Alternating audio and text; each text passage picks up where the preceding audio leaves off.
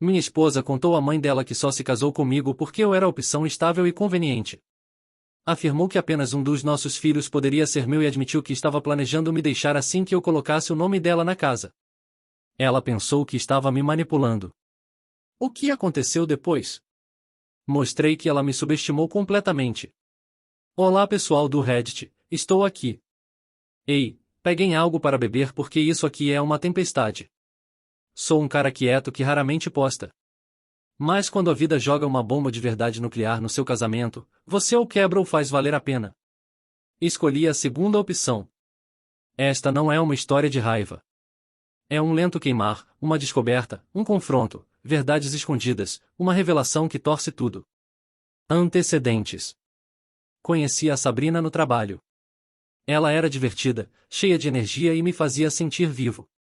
Cresci no caos, então estabilidade era minha missão de vida. Trabalhei, economizei e planejei. Ela adorava isso. Ou pelo menos eu pensava. A mãe dela, Agnes, sempre teve um tom presunçoso quando falava comigo, como se estivesse me tolerando, como se eu fosse um substituto. Eu ignorei. O amor pode te deixar burro? Nós nos casamos. Tivemos 2 filhos. A vida desacelerou na rotina. Eu trabalhava. Eu provia. Eu valorizava a minha família. Pensei que tinha tudo o que sempre quis. Então chegou o dia em que meu mundo rachou. A nova descoberta. Aconteceu numa terça-feira qualquer à noite. As crianças estavam dormindo. Sabrina estava na cozinha conversando com a mãe dela por videochamada. Ela pensou que eu estava lá fora, mas voltei para dentro para pegar meu laptop. Eu congelei quando ouvi ele era a opção mais segura. Ele é confiável e chato. Eu precisava de segurança. Assim que a casa estiver totalmente no meu nome, eu vou embora. Não preciso mais dele. Silêncio. Meu coração parou. Ela continuou. Honestamente, ainda não sei se os 2 filhos são dele. Provavelmente só um. Mas ele confia em mim. Ele sempre confia. Ele é um alvo fácil. A mãe dela riu. Riu. Ela respondeu, ótimo. Consiga tudo o que puder, depois se livre dele. Ele cumpriu o propósito dele. Não lembro como fiquei parado sem me despedaçar. Voltei silenciosamente para fora como um fantasma deixando o próprio corpo. Aquela noite foi o nascimento de uma nova versão de mim, uma mais fria, uma calculista, porque algo dentro de mim morreu. O acúmulo silencioso. Não contei a ninguém. Haja normalmente. Abracei meus filhos. Beijei a Sabrina. Fui trabalhar. Mas por dentro, eu estava planejando. Semanas viraram meses. Desacelerei o processo de transferir a propriedade total da casa. Precisava de mais papelada. Precisava refinanciar primeiro. Continuei adiando datas. Cada atraso era um escudo. Então falei com 2 pessoas. Um investigador particular, um advogado que olhou para mim como médicos olham para pacientes que finalmente admitem que a ferida está infectada. O investigador encontrou coisas. Mensagens com outro cara de anos atrás. Planos, conversas sobre dinheiro, sobre mim, sobre como eu era previsível, sobre como ela queria me prender pela segurança da vida antes de me descartar. Mas o pior veio do advogado. Ele recomendou o teste de DNA antes de qualquer movimento. Então fiz. Silenciosamente, legalmente, cuidadosamente. Os resultados chegaram. Uma criança era minha, uma não era. Tive que ficar sentado no meu carro por 2 horas antes de conseguir dirigir para casa. Não por causa da raiva, por causa da dor. Dor real. O tipo que te esvazia por dentro. Mas ainda não a confrontei. Ainda não. Porque informação é poder e eu precisava de cada átomo dela. O confronto. Esperei até que tudo estivesse pronto. Casa ainda legalmente só minha. Contas bancárias protegidas. Evidências organizadas. Advogado preparado. Uma noite, depois do jantar, quando as crianças dormiam, pedi para ela sentar comigo na sala. Ela revirou os olhos, pensando que eu queria falar sobre refinanciamento de novo. Em vez disso, coloquei 3 coisas na mesa. Resultados de DNA impressos, fotos dela e do outro homem de anos diferentes, transcrições da conversa dela com a mãe. O rosto dela mudou camada por camada. Confusão, depois choque, depois medo, depois raiva. Ela tentou mentir. Depois tentou chorar. Depois tentou me culpar. Finalmente, tentou virar o jogo e gritar que eu havia violado a privacidade dela. Eu simplesmente disse: Você jogou um jogo. Eu aprendi as regras e agora o jogo acabou.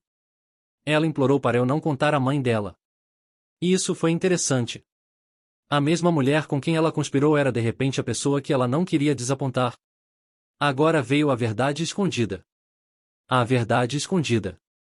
Sabrina pensou que eu era burro. Ela pensou que eu era lento. Ela pensou que eu era ingênuo o suficiente para colocar tudo sob o controle dela.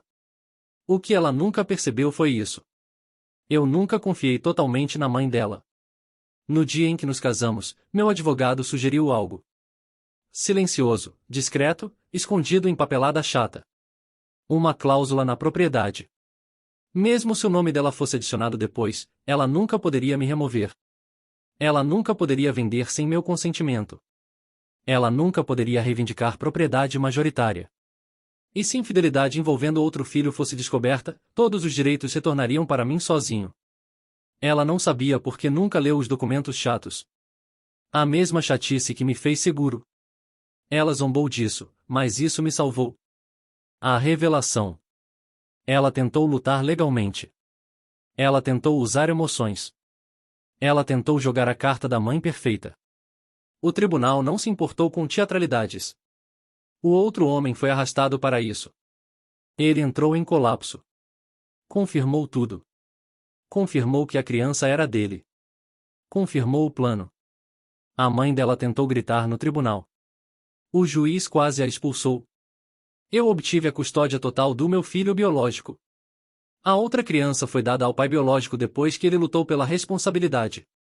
Acontece que ele quis assumir uma vez exposto. Doloroso. Mas pelo menos aquela criança tinha alguém que verdadeiramente amava. A casa. Minha.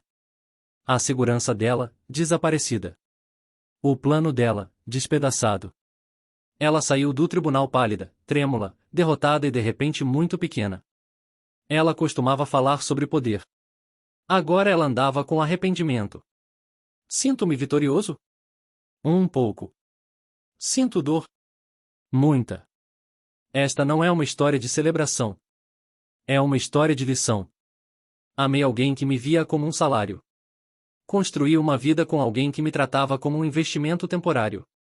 Mas me protegi sem nem perceber o quanto isso importaria. A estabilidade me salvou. O planejamento cuidadoso me salvou. Ser chato me salvou. Às vezes, as pessoas mais fortes são aquelas que não gritam, não quebram móveis, não explodem imediatamente. Às vezes, os mais fortes são silenciosos. Eles observam. Eles preparam. Eles atacam uma vez e é definitivo. Reflexão final. Ela pensou que estava jogando xadrez. Ela não percebeu que parei de ser uma peça no tabuleiro dela no momento em que ouvi a verdade. Ela me subestimou. O arrependimento dela é permanente. Minha paz é finalmente real. E essa é a reviravolta. A pessoa que ela pensou ser o tolo mais seguro se tornou a tempestade que acabou com a ilusão dela. Se você está lendo isso, reflita. Ame profundamente, mas proteja-se. Confie, mas verifique. E nunca ignore sinais vermelhos só porque você quer o conto de fadas. Às vezes, o conto de fadas é escrito por alguém que já escolheu o final.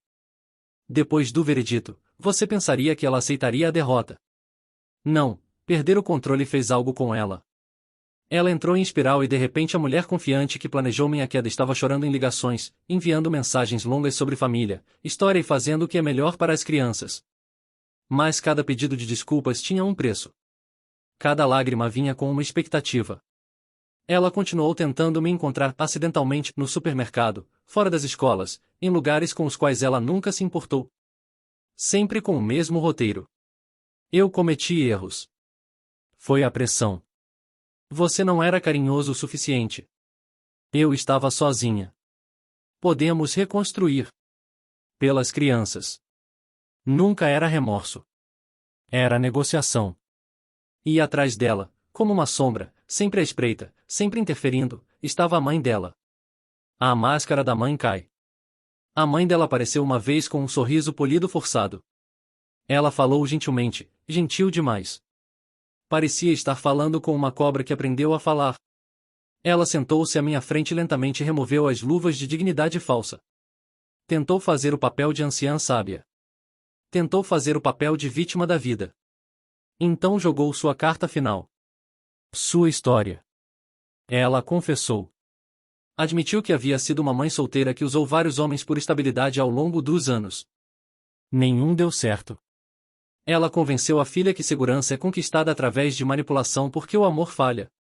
Homens não podem ser confiados. Relacionamentos são transações. Ela criou a filha com lógica de sobrevivência.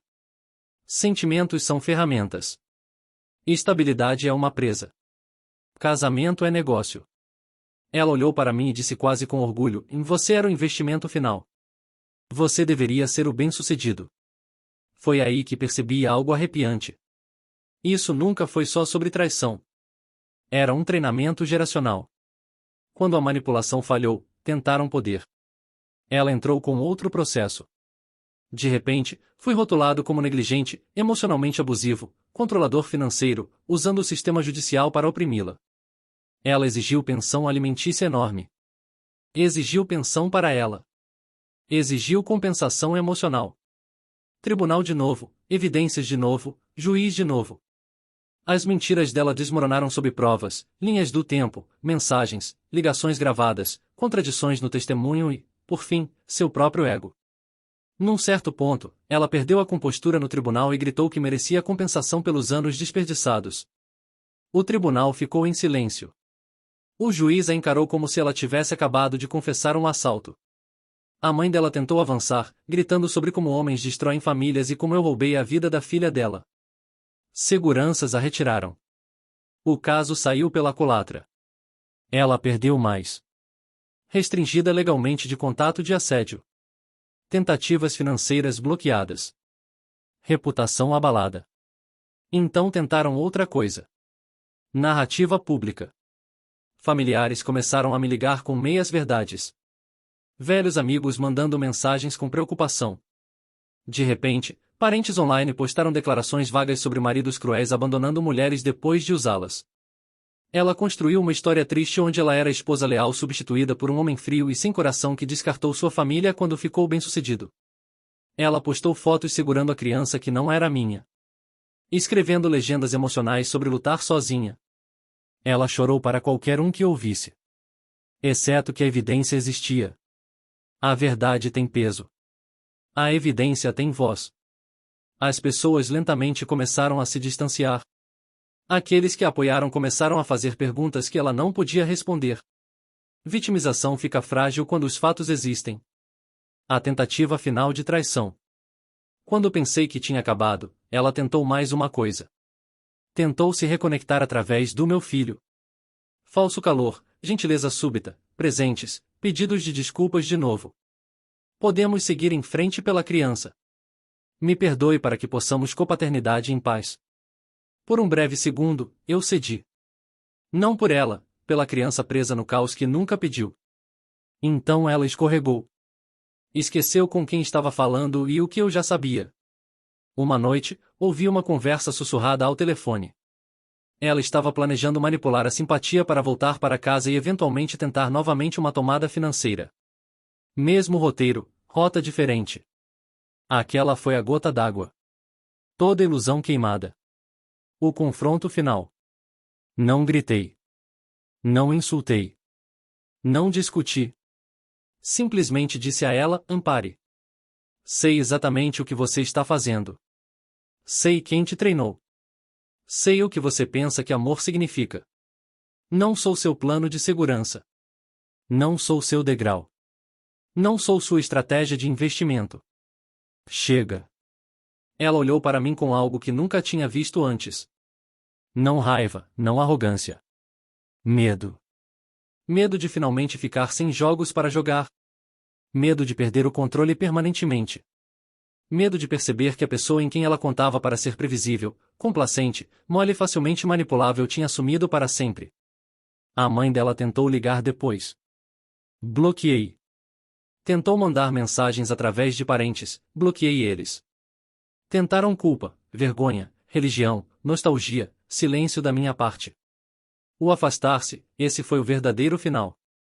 Não o tribunal, não os resultados de DNA, não a vitória na propriedade. O verdadeiro final foi a paz. Afastar-se da manipulação não é dramático. Não é alto. Não é cinematográfico. É silencioso. É respirar sem peso no peito. É dormir sem checar o telefone. É viver sem executar jogos de sobrevivência emocional. É criar meu filho com honestidade em vez de estratégia. Eu não os destruí. Eles se destruíram. Tentando controlar tudo, perderam tudo. A lição. Se você tirar alguma coisa desta história, amor não é propriedade. Segurança não é algo que você rouba. Família não é construída sobre estratégia. Manipulação não é inteligência. E às vezes, afastar-se não é fraqueza. É o movimento mais forte no tabuleiro. Ela pensou que era imbatível. A mãe dela pensou que era sábia. Ambas se esqueceram de uma coisa. Às vezes, a pessoa quieta é simplesmente aquela que aprendeu a parar de jogar. E foi assim que eu realmente venci.